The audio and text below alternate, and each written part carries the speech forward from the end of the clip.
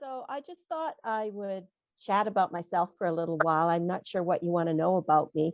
Um, I've been writing for a really long time. I'm older than I look. I always wanted to write novels. I never even considered short stories until I got to university and I met Ken Mitchell, who was and still is a really well-known prairie writer. I took one of his creative writing classes where he taught the basics of fiction writing. And some of the stuff that he taught me back then in the 1970s is still with me. I never use a passive verb when an active verb will work better. Always put as much narrative as you can into dialogue, show, don't tell. And there's no such word as gotten. That's one of his favorite peeves. Back then, there was only the traditional route to publication, and I lived in Saskatchewan, as has been pointed out. So the basic ethos was you have to try harder to get noticed nationally and internationally. So Ken's best advice was make a name for yourself writing other things, build up a portfolio of work so that when you approach book publishers, you've got an established presence in magazines and newspapers. So that's what I did. I wrote freelance articles for the local paper, the Leader Post. And after I graduated with my BA, I went to work at my dad's travel agency and I started writing travel related stories, which was how I met my husband. I'd written a piece about all the confusing airfares between Regina and Toronto. It was really creative. And it was all written like a phone conversation between a frustrated potential traveler and a travel agent. And I was out with some friends, and Jim, who turned out to be my husband in the end, was out with some of his friends. He was a news reporter on one of the local radio stations. And we all met up in a pub. And I told him I listened to him on the radio. And then I told him I'd written this piece in the paper. And he told me he'd read it and was very impressed. And that was the start of our relationship. We moved to Winnipeg and I continued writing articles for magazines and papers there, all at the same time as I was working full-time in the travel business. And radio careers were and still are very precarious. And it became clear to me that one of us was going to have a very secure job to keep us going. And that was me. So I had to keep working full time. So all of my writing took place in my spare time. I attempted a short story and entered in a fiction contest run by Miss Chatelaine. And that was in the days when Miss Chatelaine actually published fiction. I didn't win, but I was a runner-up. And that led me to becoming their prairie correspondent. So I wrote feature stories and small pieces about local people and events in Winnipeg and on the prairies. And I was extremely well paid for that. Miss Chatelaine changed its name to Flair. And I wrote another short story about one night in the life of a rock and roll radio newsman. I wonder where I got that idea. And I entered it into their fiction contest again, and I actually won. And this is the magazine with the shiny face from the 1980s. And that's the story, Tower of Power, which I'm very proud of. It was 1981, and the story was totally authentic and filled with a lot of swearing. Sorry. And I remember having a conversation with the editor who told me that the swearing would have to... You okay? Can you hear me okay? Yeah, okay. So I reluctantly agreed to them changing all the shits and Fs and Jesus Christ to cripes and darn. And it really made the story less authentic, but I didn't care. It was my first published short story, and they gave me $1,000 for it, which was a lot of money in 1981. We moved to Vancouver in 1982 so I could do my MFA in creative writing at UBC. I kept on writing short stories at the same time, and I had a handful published in literary journals, but I still wanted to break through with a novel. So my master's thesis was this really dreadful novel about Regina in 1882, when it was still a tent town, and it was called Pile of Bones. The concept was great, but the telling of it was just horrible. So that wasn't going to be my breakthrough piece. I had to go back to work, and I ended up at TELUS, which was then called BC Tel, in their travel department. But there was a travel ban on, so we really didn't have a lot of real work to do. So I wrote a novel. It was a spy novel. I was a huge fan of The Man from U.N.C.L.E., the TV series, when I was a kid. So I thought, what if I wrote a story about a guy who played a spy on TV in the 1960s? And it turned out he really is a spy in real life. And it was set in Vancouver. And I called it the Christopher Robin Affair because my main character was called Robin. And I entered it in the Steel Book Awards. for first novels. And to my surprise, it was shortlisted. And this was around 1987. It was the last year they ran the contest, but that shortlist was enough to get me a publishing contract with C.L. Bantam and an agent and a $15,000 advance, which was a hell of a lot of money back then. And I learned a lot about working with editors, including changing the name of the book to Skywatcher. They wanted a snappy title, so I wrote a brief mention of a spy satellite system called Skywatcher, and I added it to the plot. So that's how we got the title, well after the fact. It took them 2 years to publish Skywatcher. And unfortunately, by the time it came out in 1989, the Berlin Wall was coming down and the Soviet Union was crumbling and the bottom fell out of the spy fiction market. And I remember that even John le Carré, who's one of my favorite authors, was having terrible trouble getting his books published around that time. So this is the book. This is the original paperback with a really cheesy cover that I approved. It's nothing like what I imagined Robin looking like, but that's an original right there. I think it's a library copy from somewhere. Anyway, long story short, my brilliant writing career came to a screeching halt. My sales were really dismal. There's a lack of PR, had a lot to do with it. And we didn't have the internet back then, so options for public relations were really limited. And because I had terrible sales, Seal wasn't interested in my next book, which was a follow-up to Skywatcher called The Scylla Rose Affair. And my agent quit the business, so it sort of turned into a writer's worst nightmare. I lost my agent, I lost my publishing contract, and I couldn't get any other publisher interested in The Scylla Rose Affair because of the poor sales for Skywatcher. But I kept writing. I got a third novel written, which I called Found at Sea. It's all based on my sister's adventures as a captain's secretary with Princess Cruises, and I know she's here tonight watching, so I have to be careful what I say. I got to travel with her a few times, so I saw life below decks on a cruise ship. It was really interesting. And then we got the internet. I was an early user in 1995, and I distracted myself by running a semi-official website for the actor Sean Bean, who was in the Sharp series on PBS, if you remember that. And he was Boromir in Lord of the Rings and a lot of other things since. And I had the ear of his agent who would send me inside tidbits for the website. And if you ever run across something online called the Death by Cow list, it's a list of all the movies Sean's been in where he dies, because he had a habit of dying in most of his films. The title comes from the movie The Field, which had Richard Harris in it, and where Sean's character is run over the side of a cliff by a herd of rampaging cows. So we called it Death by Cow. I met Sean a couple of times, including a lovely meetup in Toronto when he was filming Don't Say a Word. I interviewed him in his trailer. He offered me dinner, which I declined. We did a great interview, and I put it up on the website. And I also resold it to a magazine in New Zealand. They approached me. And the website is The Complete Sean Bean, and it's complete with an EA. And it hasn't been updated since about 2012, but I kept it online because there's so much good early info about his career there. It's sort of like the original Bible about Sean Bean. The publishing world was also changing around that time. And I discovered that you could self-publish a novel for very little money instead of going the traditional route. So I decided to do that for The Scylla Rose Affair after trying and getting an agent in England who couldn't sell it, and it just went all around, but nobody was really interested in 2001. So this is the original Scylla Rose Affair, self-published a long time ago. I was working at TELUS Learning Services, where we created learning materials, and we worked with graphic designers. So I got one of them to design my cover for $50 and a free copy. He's probably forgotten all about that, but it was a great cover. It was had to do with the London Underground, and that's one of my passions, as you can tell. Hang on. Excuse me.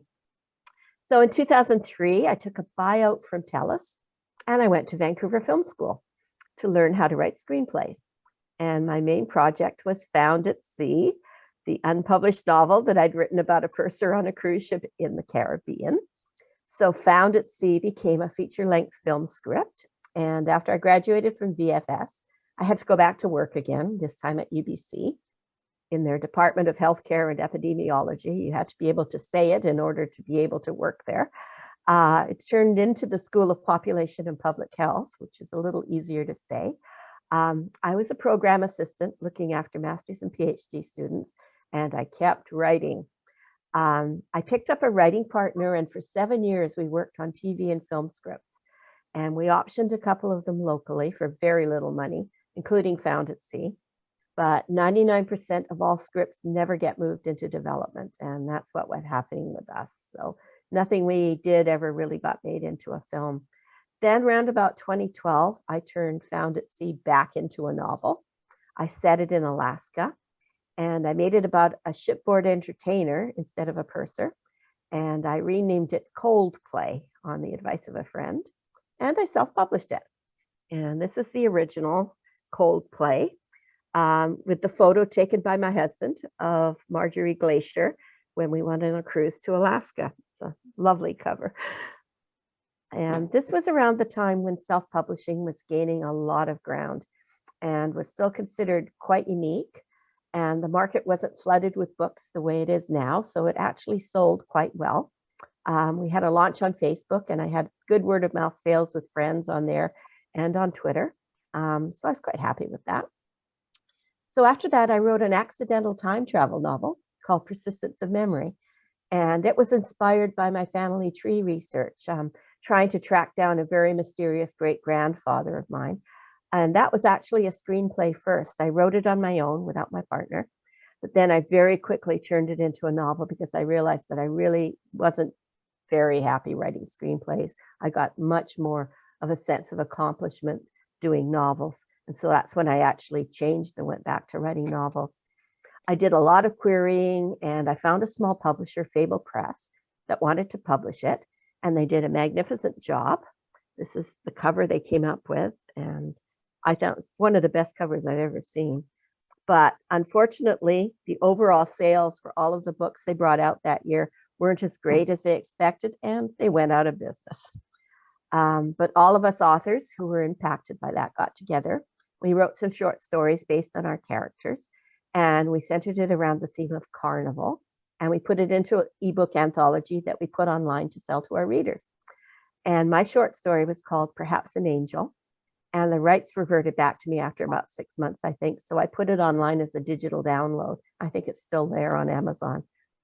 So Fable Press went out of business just as I was finishing up the next novel in my series, which was called In Loving Memory. And I sent out queries again, still trying to land that elusive traditional contract. And I had some useful conversations with some agents in England and the US, but in the end, it just wasn't what publishers were looking for. And I had an additional problem in that In Loving Memory was the second book in a series, and nobody wanted to take on a second book in a series without the first book. And they really didn't want to have a book that had already been published before. So I was essentially out of luck. So I was a bit desperate and still chasing that brass ring. And I ended up with a company called Diversion Books, which was in New York. And I discussed it with a few agents I'd been in touch with. And they both encouraged me to go for whatever Diversion was offering. And they wanted to republish my 4 previous novels. And they wanted to publish In Loving Memory as a new novel. So to go along with that, I wrote a short story called Easy When You Know How, that I wanted to serve as a bridge between In Loving Memory and the next book in the series, Marianne's Memory. And we included that short story, as a bonus at the end of In Loving Memory. And my contract with Diversion would have worked well if I was a best-selling author, but it didn't work well for my books, which I'd say are essentially mid-list. Diversion didn't pay in advance. They were a hybrid company. They published digital and on demand. They didn't do very much PR. The onus was on me. And they had a financial threshold that I had to meet before I saw any royalties. Be aware of those financial thresholds. The money that my books made up to that threshold went to pay for editing and publishing expenses. And I did get some good editing for In Loving Memory, not just copy editing, but actual content editing. And I did make money eventually on In Loving Memory. I met the threshold and then some, but I made no money at all on the other 4 books. All of the profits went to Diversion. and they had all the rights to those 4 books, so I couldn't do anything with them. So in the end, sorry? Okay. So in the end, In Loving Memory didn't sell enough copies for them to want to continue with me. So when my 3rd time travel book was ready to go, Marianne's Memory, they said they were no longer interested in publishing it. So I was back in a terrible conundrum. I had a 3rd book in a series that I wanted to get published, but no agents or traditional publishers were interested because they hadn't published the first 2 books and the version still had the rights. So I self-published Marianne's Memory, and the sales were actually okay, though nothing like what they would have been if I'd had a traditional publisher behind me. Which brings us to my mystery series. I went back to conversations with helpful agents, and they suggested I try writing something else, a different genre, a different book, not another time travel one. So a friend in England suggested that I bring back my entertainer character, Jason Davy, from Coldplay and make him into an amateur sleuth. So I wrote a very short novella. It's about 22,000 words, Disturbing the Peace. This is it, tiny little book. 2017, just to see if I could handle writing mysteries. And I found I really enjoyed it. So that started off the Jason Davy mystery series. I tried one last time to pitch the first novel in the series, Notes on a Missing G-String, which looks like porn. It's not porn, but it's got a very racy cover, to agents and publishers in 3 countries. And it continued to be the case that I was pitching a well-written book, but it didn't have the potential to be a bestseller. It wasn't what those agents were looking for. I wasn't a debut author. And then I decided I wasn't going to go that route anymore. It was just frustrating and time consuming. And I was in my 60s and I really didn't have the patience to go through the entire exercise again. So I self-published G-String along with Lost Time. This is Lost Time. And then in October 2019, I retired from my full-time job at UBC and I became a full-time writer at last. So the good thing about retirement was that I finally had the time to focus on not only writing, but publicity and advertising, which is what I'm seriously exploring now. Last year, I was focused on visibility and social media. This year, I'm focusing on learning how to advertise, primarily on Amazon, and I'm building my mailing list. So I also discovered, completely by accident, that Diversion Books had very quietly and without telling me gone out of the fiction business, and they are now publishing only nonfiction. So that gave me an out for my contract with them. So I got in touch and asked them for my rights back since they were no longer going to publish fiction, and they agreed, although they insisted on keeping the money that I'd earned. That was still fulfilling their thresholds. And at that point, I just wanted out of one of my rights back, so I agreed. And I did some quick retooling and put new covers on all 5 books, 2 spy novels, 3 time travel stories, because the covers weren't part of the agreement, and I republished them all on Amazon. So I brought out my 4th mystery, Ticket to Ride, last year. This is the lovely cover of that. And I'm working on the 5th book in the series, and I'm hoping it'll be finished in time for an October release, though having COVID has set me back by about a month. And it will be self-published just like the other 4 Jason Davy books. So that's my long fiction. But in the meantime, I've also been working on short fiction. And since this is a short fiction group, I thought I'd tell you about that. So I belong to the Crime Writers of Canada. I'm the BC rep and the national vice chair. And I belong to Sisters in Crime Canada West, which is another local group of crime writing authors. And Sisters in Crime was putting out a short story anthology called Crime Wave a couple of years ago. And I wrote a very long short story. It was 8,000 words for inclusion into that. And it was called Salty Dog Blues. And it stars my sleuthing entertainer, Jason Davy, as he tries to track down who kidnapped a very annoying Chihuahua service dog on his cruise ship. It's in this anthology, Crime Wave. If there's time later, I can read part of it, but I'm not sure there will be. That story was entered into the Crime Writers of Canada's Awards of Excellence for 2021. And to my surprise, it was shortlisted in their novella category, not their short story category. And then a writing colleague in Alberta wanted to put out an anthology of 4 stories as a reader magnet to increase her mailing list. And she approached me and asked me if I wanted to be part of it. And I said, okay. And I wrote another very long short story called Blue Devil Blues again, featuring my character, Jason. And this time I told the story about how he ended up with his gig at the Blue Devil Jazz Club in London, Soho. And it involves a murder and the London Underground. And I don't have a copy of it to show you because it was only ever released as an ebook. And then Sisters in Crime put out another anthology last year. And again, I contributed to it. And my story is not about Jason Davey, which must be a first for me. So it's in this anthology, and it's called Terminal Lucidity, which I actually wrote most of it while I was sitting in a hospice in North Van during the last 5 days of my mom's life in 2021. And my mom was 95, and she'd had a very long and good life. And her body just basically stopped working properly. Mentally, she was all there. My sister and I knew nothing about end of life and the process of actively dying. And I had my laptop with me, so I educated myself and her and read everything I could about the various stages of death and the different things that can happen. My mom's behavior was quite alarming at times. She experienced a lot of episodes of delirium, which are actually very common, especially with an elderly patient. And my sister was more alarmed than I was, I think. I always tend to look for humor, even in life's most stressful and tragic circumstances. And I started documenting all of the different things she was saying and imagining. And in between the bouts of delirium and when she wasn't sleeping, my mom was actually quite lucid, and I had some lovely chats with her. There was nothing left unsaid or unfinished. So in a way, you could say that she had a good death in a really lovely hospice with really caring nurses and doctors, and my sister and I there, and also friends and family dropping around to see her. And in the middle of COVID as well, so we all had to be very restricted and adhere to very strict rules. So there's a state of consciousness in dying people called terminal lucidity. And it's when someone who's previously been delirious or nonsensical suddenly becomes extremely focused and animated and makes utter sense, complete sense. And it often happens in the last hours before death. So my mom had an excellent sense of humor, and I guess that's what inspired and informed the story. And she was, I have to say, she was always hypercritical of my writing and constantly worried that I'd put her or her family into my stories. She also worried that I'd offend people with the things that I wrote.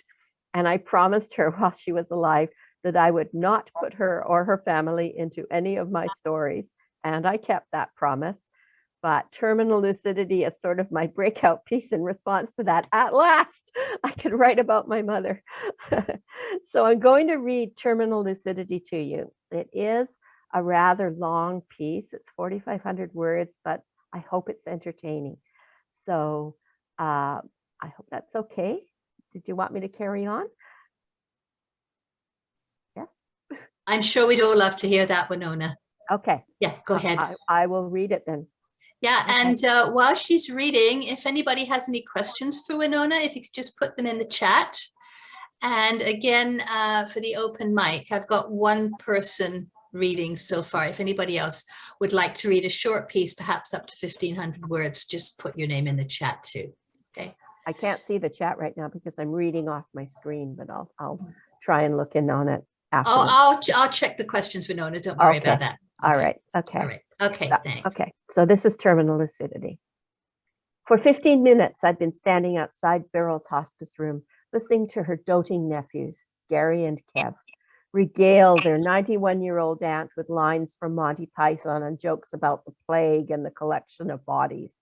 Not entirely appropriate, but impending death has a way of bringing out the Black humor in all of us. I'm sure that if Beryl had been awake and lucid, she'd have laughed along with them, if only to encourage them to get back to demolishing derelict houses and leave her in peace. Wake up, Auntie Beryl, Kev said loudly. Oh, I have to tell you, this is set in England, so these are English people. Look who's come to see you. It's your Uncle Harry. He was her husband, Gary whispered, not her bloody uncle. It's your beloved Harry, Kev corrected himself. He's forgotten where he left the special package, and he's hoping you'll be able to help him. Wake up, Auntie. I opened the door and went in, carrying a fresh bouquet of flowers for Beryl's bedside table.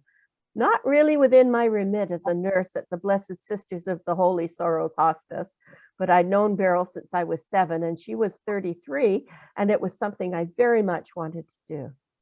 The hospice really was quite lovely, and Beryl had a beautiful private room with comfy chairs, a sofa, and a window overlooking the garden. There was a TV up on the wall, which had been showing an old episode of Beryl's favorite program, Antiques Roadshow, that Gary had muted sometime before they'd got to Orzo Beacons and his world famous farmyard pottery. Hello, Ham, Ked said, as I put the fresh flowers onto the glass vase and discarded the old wilted ones into a bin by the wardrobe. It was beyond a joke. I'd known Kev and Gary for most of their lives. Rosemary, I replied. Oink, oink, said Gary. I refrained from making a pointed comment on the filthy state of their workman's coveralls and went to tidy up the bathroom. She's well out of it, Kev continued conversationally. I reckon you were right. She's got 2 days, 3 at most. We don't think she'll last the night, Gary added.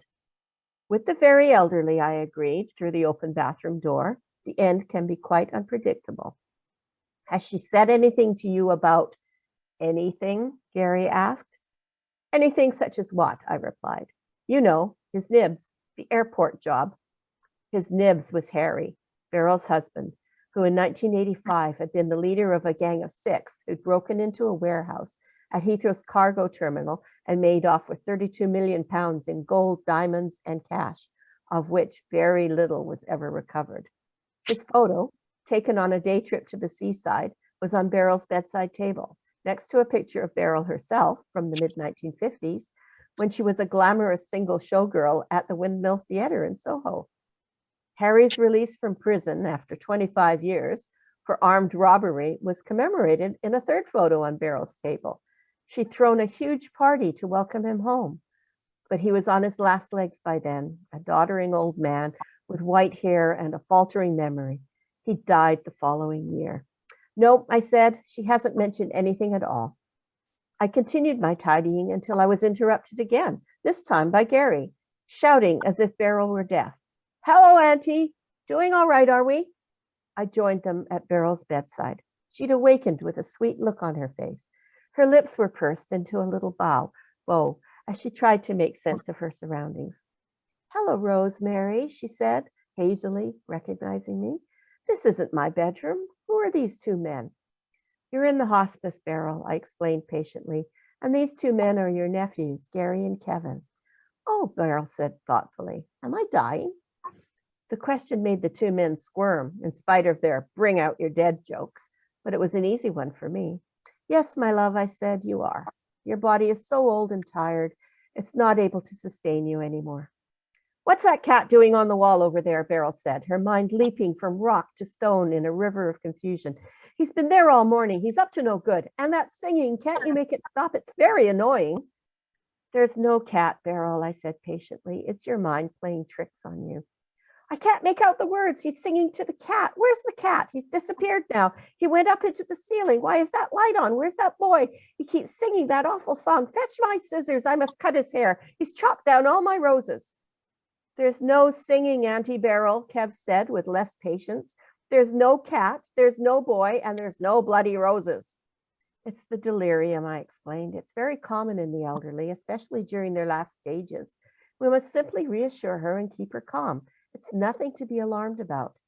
That man's going to hit you over the head with his hammer, Beryl shrieked, sitting bolt upright, her eyes wide with terror. She grasped her bedsheet, twisting it into knots. Fetch the police, look out! It's all right, Beryl, I said. No one's going to hurt me or you. We must run away. Beryl threw off her sheets and blankets and struggled to move her frail legs over the side of the mattress. Now, Auntie, Ked stood up. No getting out of bed. Listen to your nurse. But they're trying to kill me. That awful boy with the shrieking song. He's trying to kill the cat. Where's the cat gone? I'm sure they've locked him in the toilet. Where's my rosary? I must pray for their wicked souls. Nobody's trying to kill you, I assured her, easing her back between the sheets. Long ago, Gary and Kev had, in fact, locked her cherished cat, Benbow, in an old privy at the bottom of her garden, and I knew that was preying on her mind. I found her rosary in the drawer in the bedside table, next to her 2 other treasured items, a single knitted baby booty and a tiny black and white photo of its newborn owner with a date scribbled on the back, June 2, 1956. I placed the rosary in her hands. Here you are, Beryl. Why is that woman making such a screeching noise? Beryl twisted the rosary beads around her wrist and began to attack the sheets, her hands darting over them and her fingers picking at the edges. as if she was plucking out the unwanted slender stems of weeds and flowers. Where's that man? He's hiding in the cupboard. He's hiding in the cupboard, Kev said helpfully, because he wants you to tell him your secret. I had a good idea what was coming next. That's right, Auntie, Gary said. Listen to what Kev's saying. He's talking a lot of sense, Auntie Beryl. Wouldn't you feel so much better if you told that nice man what he wants to know, and then he'd make that woman stop screeching?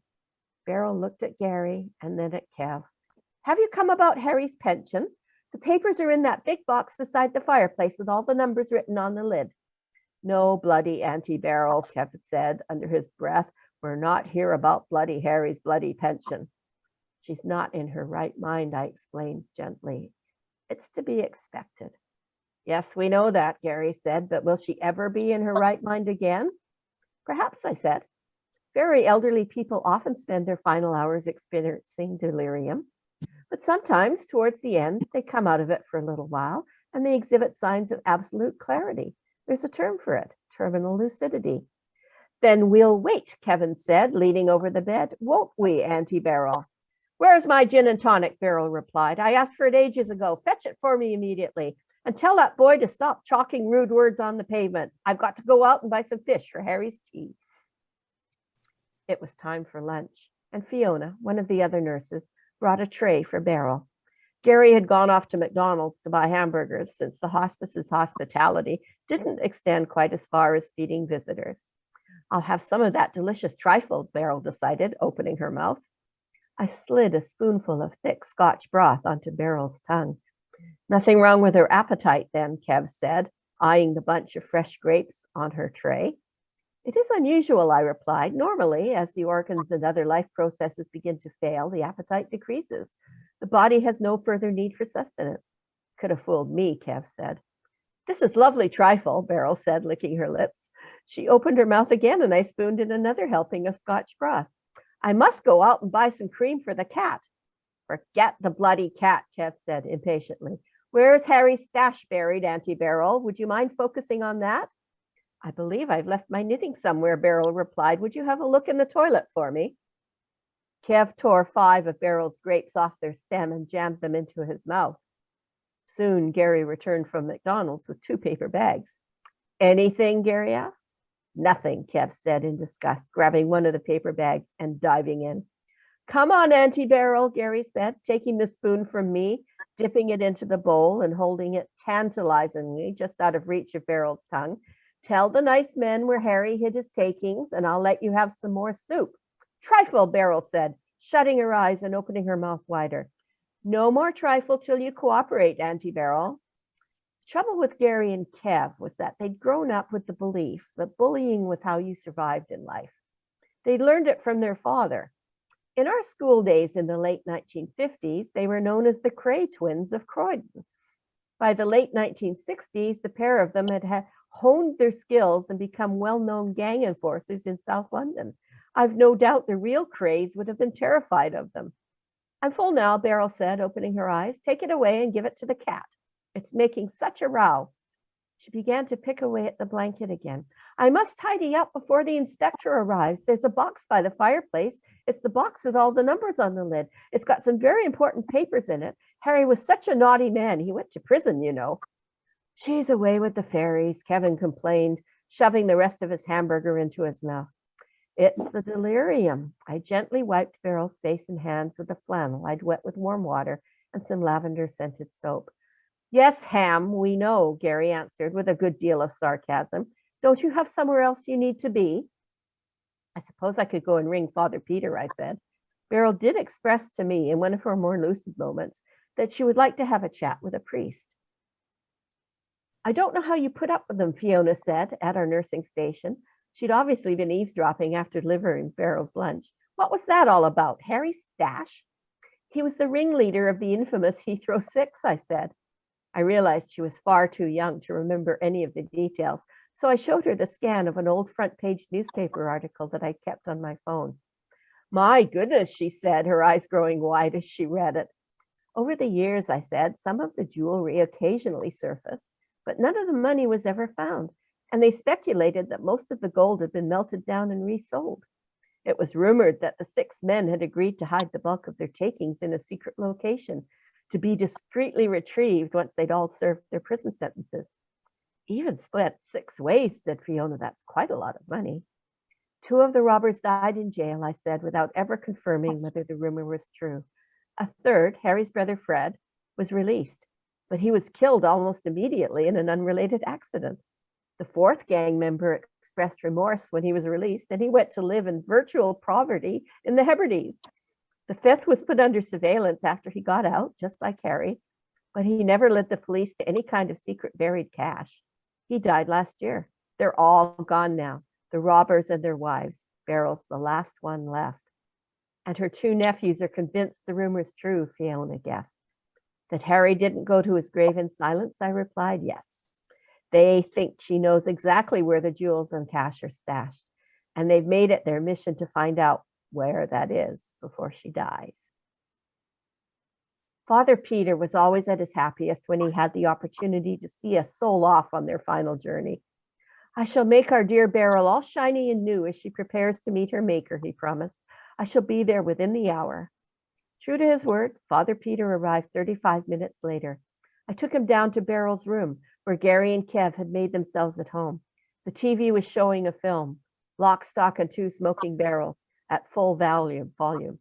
Maybe the movie reminded them of their glory days, before younger and fitter gang enforcers had encouraged them to retire to the dubious respectability of their dodgy demolition firm. Gary lounged in the comfortable recliner, and Kev had found a bag of Maltesers that I brought for Beryl and was popping handfuls of them into his mouth. Beryl's eyes snapped open as soon as Father Peter and I stepped into the room. Hello, Father, she said. Have you come to administer extreme unction to me? We don't call it that anymore, Beryl, Father Peter replied. It's called the sacrament of the anointing of the sick. How times have changed, Beryl said, her eyes growing bright. When I was at school, I could reel off everything from memory. The 8 Beatitudes, the 7 sacraments, the 10 commandments. She looked mischievous. Thou shalt not steal, she said with a wicked grin.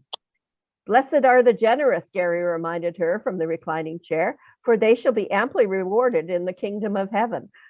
I don't believe that's actually one of the Beatitudes, Father Peter said, scratching his head. No, Beryl exclaimed. Indeed, it isn't. And don't pretend you haven't eaten all of my grapes, Kevin, and my chocolates. Gary got up from the chair. Is this that lucid thing you were talking about, Ham? Is she out of the doldrums? Delirium, I said. I think so. How are you feeling, Beryl? I'm perfectly all right, Beryl replied, and I would like to speak to Father Peter in private, if you don't mind. I would like him to hear my confession.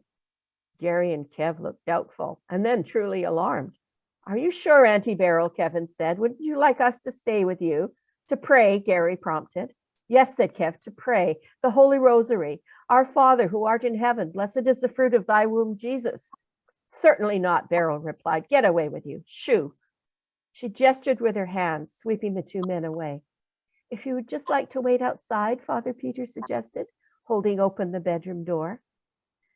If there were 2 people in the world who might have benefited the most from attending confession, it would have been Gary and Kev. Planting themselves directly outside Beryl's room, they pressed their ears to the closed door so they could hear everything she was going to tell Father Peter.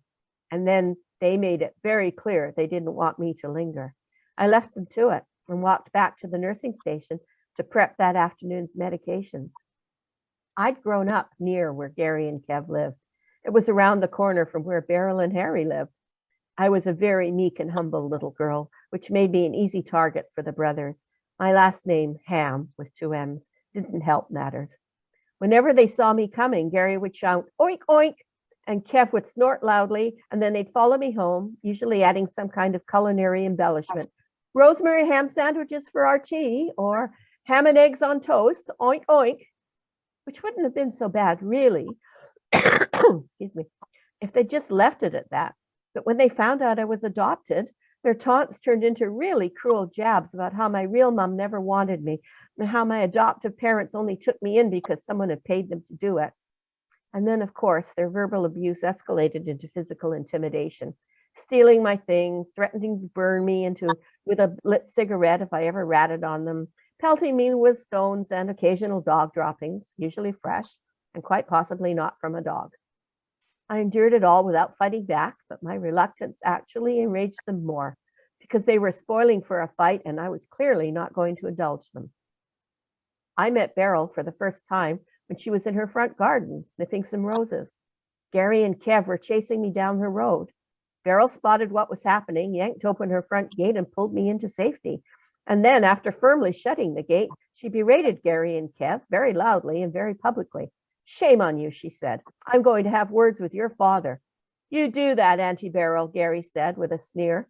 "See where it gets you," Kev added, helping himself to one of Beryl's beautiful pink blossoms, then tearing off all the petals and tossing them over his shoulder as they walked away. I was never sure what she said to Fred and Ida, but my mom reported she'd heard shouting from the direction of Gary and Kev's house. When Fred got a temper on, his voice carried over the slate rooftops and across everyone's back fences. And when Ida screeched, you could hear her all the way down to Brighton. Kev showed up at school the next day with a black eye, and Gary had red marks across his legs below the hems of his short trousers. Quite soon after that, in the dead of the night, all of Beryl's roses were mysteriously decapitated. She woke to find her entire front garden bare, petals scattered everywhere, her pride and joy reduced to broken canes and truncated twigs. Not only that, but Beryl and Harry's cat was nowhere to be found. Harry wasn't particularly fond of Benbow, but Beryl had taken him in as a stray and loved him as much as the other women in the road loved their children. For about a week after the rose incident, we could hear Beryl calling for him, and we could see her walking up and down the pavement, fruitlessly searching.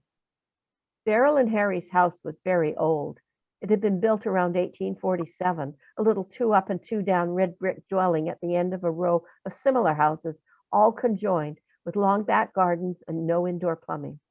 In the 1920s, the terrace had been modernized, with running water taps installed in the kitchens along with electricity throughout the houses, and purpose-built extensions in the back that had proper clawfoot bathtubs in them, and sinks, and toilets with glugging overhead cisterns. In the late 1950s, when Harry and Beryl had married and moved in, they'd spent a bit of money to modernize further. The council had wanted the old derelict privy at the bottom of the garden demolished, but Harry wasn't keen on workmen trooping in and out, and so there it had stayed, abandoned and overgrown with ivy.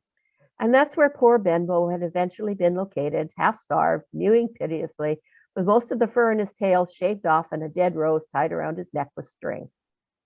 Shortly after that episode, I became very great friends with Beryl. It was Beryl, in fact, who encouraged me to try and find my birth mother, and for that, I was forever in her debt. "Aren't you the least bit curious?" Fiona asked as I was checking the meds. "About what?" I asked. "Where the secret stash is." "I think," I said, "that if it ever existed at all, Beryl would almost certainly have helped herself by now." "Still," said Fiona, her imagination wandering, "wouldn't it be nice to retire with that kind of dosh? How many shifts left for you now?" 2 weeks, I said. I had a clever countdown clock on my phone that had been running for nearly a year. I brought it up and showed it to her. 16 days, 3 hours, 22 minutes, and 6 seconds, I clarified. And I can only dream about money, though I might manage a small celebratory trip. I carried Beryl's meds back to her room. When you stay in a hospice, the focus is on maintaining your comfort and relieving your pain. But Beryl didn't require much help for her journey. Gary and Kev were still there, listening intently through the closed door. Beryl's laughter rang out. "We were so naughty," she shrieked, "and nobody thought to look there of all the places in the world." And then, as Father Peter blessed Beryl and prepared to offer her the Eucharist, Gary and Kev departed. Bolted would be a rather more apt term, lumbering down the hospice hallway in their grubby work coveralls and flapping out into the bright afternoon sun. The following day, I happened to be on my way past Beryl's little house at the end of the red brick terrace in West Croydon. A white van with GK Demolition painted on its side was parked on the road in front. I was upstairs on the bus, so I could see over the brick wall and into the long back garden where, it appeared, some frenzied activity was taking place. It wasn't difficult to guess who had taken it upon themselves to demolish the ramshackle 19th century privy, and they were certainly being thorough about it, smashing apart bricks and digging a huge hole into what I assumed must have been It must have contained at least 75 years worth of undisturbed human waste. The next morning, I was sitting in the hospice's garden, having a cup of tea on my break. It was a lovely place, designed for contemplation and comfort. There were hundreds of roses, yellow and pink and red and white, all chosen for their traditional beauty and scent. Beryl had loved those. And there were blue and purple hydrangeas and mauve rhododendrons and scarlet azaleas, showing off their brilliant party dress blossoms.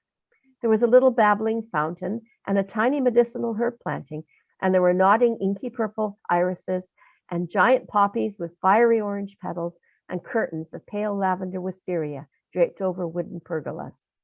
I heard the bell ring at the hospice's entrance, and a few moments later, Fiona brought Gary and Kev outside to join me. "We've come to see Auntie Beryl," Gary said. He seemed to be in a foul mood. He also didn't smell very good. "I'm terribly sorry," I said, "but Beryl's gone." Gary glared at me. "Gone?" he said, disbelieving. Horace, the cat from next door, wandered over to see who'd come to visit. He instinctively gave the two men a very wide berth, but nuzzled up against me, purring, giving the bell on his red leather collar a little shake so it tinkled. "You were right," I said. "She didn't last the night." "Bloody waste of time," Kev said. "It's done. It's over. We're off." "So much for terminal lucidity," Gary said with very bad grace. "She was as loony as that priest as she was with us." "You went to her secret hiding place, I guessed, and there was nothing there?" "This is all we found," Kev said, yanking a small pink ceramic cream jug in the face of a pig out of his pocket and hurling it at Horace. It missed him, landing in the hydrangeas. "Blessed are the meek," I said, giving Horace a little scratch behind his ears, "for they shall inherit the earth." 2 weeks after Gary and Kev's final visit, I officially retired from my nursing position at Our Lady of the Holy Sorrows Hospice. I packed a suitcase and a carry bag, into which I placed the pink ceramic pig, retrieved from the hydrangeas and thoroughly rinsed in Dettol. It was, in fact, a vintage orzo beacons, one of which, on that old episode of Antiques Roadshow, had been appraised at around £21,000. I put on a comfortable skirt and blouse and cardigan that I deemed suitable for travel. I took the underground out to Heathrow Airport and, passport in hand, boarded a flight to Grand Cayman with a 2-hour layover and change of planes in the Bahamas. "Hello, my darling." The familiar voice greeted me as I sat down in the exclusive club bar at Nassau's Lynden Pindling International Airport. "Hello, Mom," I said, giving her a kiss on her cheek. She smelled of face powder and lavender soap. "You're looking well." "It's the thrill of our upcoming adventure," Beryl replied, grasping my hand. "I always did enjoy a bit of naughtiness. You're the living proof of that." I laughed. She'd long ago related to me the story of how I'd come to be in her Windmill Theater days. She'd had my picture taken and had kept the booties one of the fellow showgirls had knitted for her, though the other one had got lost around the time she'd handed me over to the adoption lady. Her stint on the stage had served her well. Her acting skills were second to none. "Here's to you managing to transfer all that money and the proceeds of all that gold and those jewels to the Cayman Islands," I said, toasting my mother with a celebratory Bombay gin. "And to living simply," Beryl replied with a clink of her own. "To never changing a thing," clink. "To avoiding suspicion and carrying on as always," clink. "To knowing the right people," I said, "in order to facilitate the undertakings. And, of course, to making a generous donation to a certain hospice for the temporary use of their facilities in order to throw off the nosy nephews." Sorry. "They should have kept the cream jug," I said, taking it out of my carry bag and placing it on the table. "More fools they," said Beryl, switching off my Antiques Roadshow. "Bloody terrors." "To long life and happiness," I said. "And may we rest in peace," Beryl said. "Oink, oink," I replied, as we both clinked the orzo beacon's vintage pig. The end. What a wonderful story. Thank you. Absolutely lovely. I'm just wondering, I was listening to you telling us about your writing career and your sort of checkered past, shall we say. I'm just wondering, you had such a mixed bag of a career. Did that have any impact on your writing, or? It's an interesting question. I always kept writing. There was a period of about 2 years when I really had a bad sense of writer's block. And if anybody ever tells you writer's block doesn't exist, they've never been through it. And that was about the only time. I've always been driven to write. It's not driven by wanting to be famous or a bestseller, although that would be nice. It's driven by my need to actually generate endorphins in my brain and feel good, and wanting to tell stories, and whoever is there to read the stories or have them read to them makes me very happy. So I write about what I'm interested in at the time. So the spy stories came about as my thing about The Man from U.N.C.L.E. I was a great fan of David McCallum at that time, and I was actually writing for his fan magazine back in the 80s. So that's where that came from. And the time travel ones came from, as I said, my family history research. And then when it was suggested to me that I try a different genre, and I'd written Coldplay already, and Brian suggested that I bring him back and make it into a sleuth. I thought, okay, cool, I'll do that. And I got very passionate about it. And so that's still with me. So it's just, I guess it just depends what I'm interested in at the time. It is over a very long period of time. Yeah, and I was also wondering, when you were working full time, how did you manage to keep writing, to fit that writing time in with your paid work?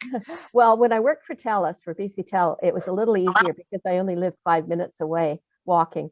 So I could get there quickly, and I could get home quickly. But I learned, my husband worked the morning shows on radio in Vancouver, and he would come home and nap, and he taught me how to have naps. And so after I got home from work, I just napped for a couple of hours, and it was like resetting my brain. It was like rebooting the computer. Just a second, I'm getting, somebody's got a radio on or something. Stella, my sister, turn your sound off. Stella, can you mute yourself, please? Mute yourself, please. We can hear your radio. Or maybe I can mute you. Can I mute you? Maybe you can mute it. Stella, turn your TV off. Well, sorry. Sorry. I thought I was on mute. No, you're not. Oh, sorry. I'm so sorry. I can say that to her because she's my sister. Okay, yeah, keep at it. There you go. She's not muted yet, so we'll keep nagging her. Yeah, sorry, Winona. That's okay. That's okay. I learned how to nap. And like I said, it was like resetting my brain. And that gave me time to do the writing in the evenings. I used to stay up quite late. And then when I worked out at UBC, I learned how to nap in my car on my lunch break. So I'd actually have 2 naps a day. I'd go out and I'd sleep for about 45 minutes in the car. And that restarted my brain for the afternoon. And then I'd get home. It was kind of a long commute from UBC down. I was living in Burnaby at the time, and then I moved to New West. And then I'd come home and nap some more, and I'd get up around 8 in the evening. And I'd write until probably about 12 midnight or 1 in the morning. So I had a really, really weird sleeping schedule, but it worked okay. And that's when I got my writing done, in the evenings and weekends and holidays. Yeah. And did you sleep much? I mean, how many hours sleep? I probably got about 6 or 7 hours in total in a 24-hour period. It's not to be recommended unless you are really, really good at napping. And I have a CPAP machine, and I have a respirologist. And every time he looked at my readouts, he just had heart failure. He said, "How can you do that?" And I said, "It works for me." Yeah, and I've got a question here in the chat from Una. How many hours do you write in a day? It depends what I'm working on. If it's original draft stuff, which I absolutely hate, I hate writing first drafts. I'm only good for about 2 or 3 hours a day because it's so intense and it's such hard work, and I have to keep stopping to look things up and research stuff. And when I hit a place where I don't know the answer to something and I have to look it up. If I'm working, I love editing so much. I would so much rather do 2nd and 3rd drafts and 4th and 5th drafts. If I'm working on anything like that, I can go for like 5 or 6 hours and just get lost in it. It's fabulous. Okay. So I really admire, as I was listening to you, and all your submitted manuscripts that weren't accepted and things that didn't work out. I really admire the persistence that you showed in that early part of the career. Have you got any tips for us on how to deal with discouragement?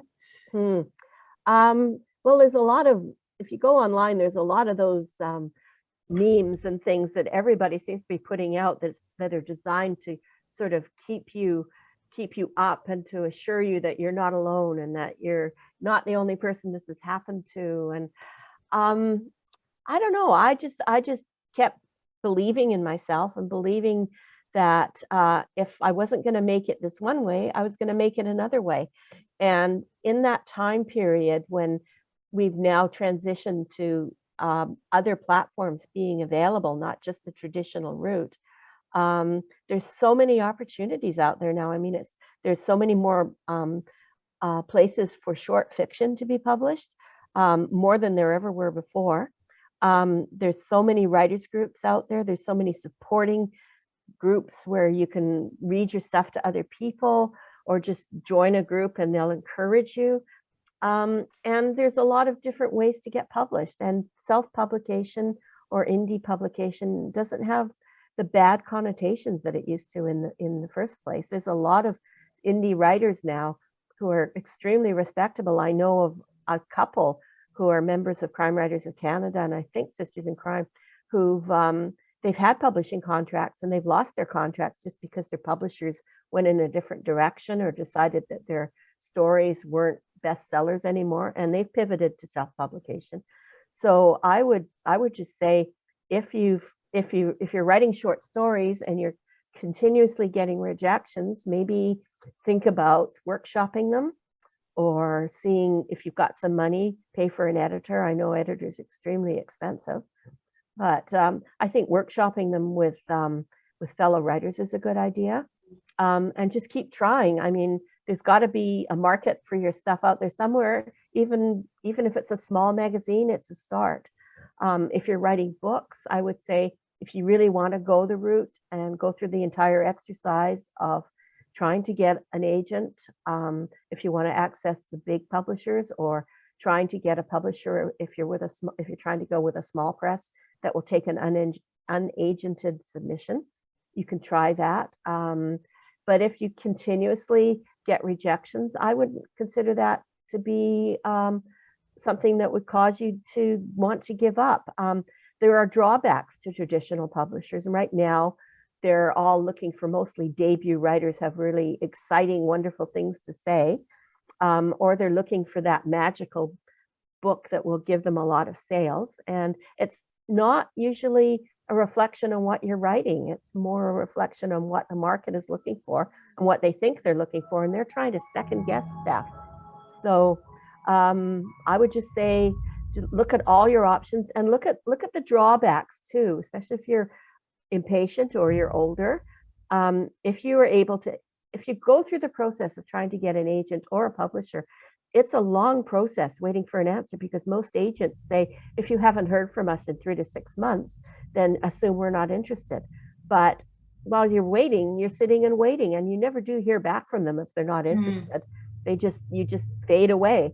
And assuming that if you make that breakthrough and you do get an agent, then they have got to now find a publisher for you. And that takes time. And if they land you a publishing contract, it's going to be another year or two before your book ever gets into print. So best scenario, everything works your way, it's going to be 3 years before your book ever sees the light of day. Worst case scenario, you're rejected, nobody will take your stuff, self-publish it and bring it out tomorrow. There's so many different options available to you. You're muted. Sorry, yeah, I've got some background noise going on, so I muted myself. Yeah, so this brings me to a comment I heard that Ruth's put in the chat. I'm interested to hear you've been self-publishing, as I'm thinking of doing the same with my new novel, as my old publisher in the UK has gone out of business. So do you have any advice for Ruth and people like Ruth? There's a couple of different routes you can follow for this. I don't do this myself because I've got editing skills that I've picked up, and I am actually quite a good self-editor, but I would suggest making sure that you have it edited as well as you can get it edited. If you have confidence in your editing skills, that's great. I would say you can self-publish for free on Amazon. doesn't cost you anything. It's just your time and your process. You can go with a publisher that will publish for you, and they'll do all the formatting and stuff, and you pay them money. And if that's what you want to do, then you can do that. I'm not sure you'll ever make a profit doing that, but some people have. I would say if you're going to publish yourself, and also with the hybrid publishers who offer to publish for you for some money, the burden of the marketing is going to be on you. So that's always going to be the case. So your sales are automatically going to be a lot lower, I think, than you would if you had a traditional publisher on board. And you're also going to have to work super hard to find a way to get your book into the hands of people who are not just your friends and your family. And that's what I'm exploring right now, is different ways to actually access and learn how to do the advertising on Amazon. There are different places you can advertise on Facebook and BookBub and Goodreads and that sort of thing. But pick one because it's hard work and I'm still learning. There's free tutorials that you can attend. There's one I just finished where the ultimate aim was to get me to sign up for an author ad school, which would have cost me about $400, which I'm not doing. I'm learning from what the 5 videos that I were very well taught, and I'm just going to see how I do with that. But I think if you self-publish, you should have lower expectations for sales than you would have had with a publisher. But if you had a publisher in the UK, you've got an advantage because you've already got a readership. So access that readership. It's a lot better than starting from scratch and trying to build your readership from scratch. Yeah. So yeah, Janet did actually put in the chat also tips on self-marketing. So I think you've very nicely covered that there. So thank you for that. Another nice little comment in the chat. Have you always been so confident and exuberant? Yeah. Yes, I have. Actually, what happened was I used to be extremely arrogant about my writing back when I was at university the first time, when I was working with Ken Mitchell. And I was one of those annoying people who thought, there's nothing wrong with my writing. I'm as good as I'm ever going to be, and you can't teach me anything. And he took me aside and he said, you know, you really have nothing to be arrogant about. He said, you could benefit from some learning here. So he said, the best attitude is to be humble. And so I learned how to be humble and to accept feedback from a writer's group, because when you do a writing workshop or you learn writing, it's usually a writing group. You're helped by your peers. And that stuck with me. And it stuck with me when I did my master's at UBC. And it stuck with me when I did my screenwriting program at VFS. And I'm always very humble about feedback. But I've had to learn to be outgoing and exuberant about when I'm in front of like a group of people like you. This doesn't come naturally to me. It really doesn't. If you'd seen me a couple of years ago, when I just retired from UBC, I was very quiet and I was very unsure of myself, and I didn't have a lot of confidence, and I suffered from imposter syndrome, and I still do a bit, but I had to learn to be like this, and it's just come through doing a lot of the same thing over the past 3 or 4 years, just doing a lot of appearances, doing a lot of Zoom calls, doing a lot of book signings, and just doing it. Great. Okay. And I also wondering about mystery writing. It seems to me it's always very heavy on plot. So do you do the plot? Do you really plot first before you start to write? I do. I'm a plotter. Yeah. I plot as much out as I can. I've got a program called Plotter, in fact, it's really good because it allows me to use the program the way I want to do it. I'm a very visual person.